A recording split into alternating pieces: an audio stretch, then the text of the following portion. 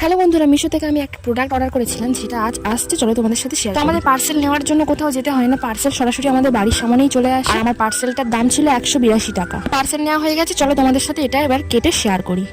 বক্সটা এতটাই হার্ডি ছিল যে কাটতেই পাচ্ছিলাম না, তারপরে কাঁচি দিয়ে ভালো করে কেটে নিয়ে তারপরে তোমাদের সাথে শেয়ার করলাম। তোমরা ভাবছো তো এটা কি বক্স? চলো তোমাদের কি বলি। আমার কেনার কিছুদিন আগে এই 1 লাখ টাকার বক্সটা আমার বর কিনেছে। এবার তোমাদের সাথে ডিটেলসটা শেয়ার করি।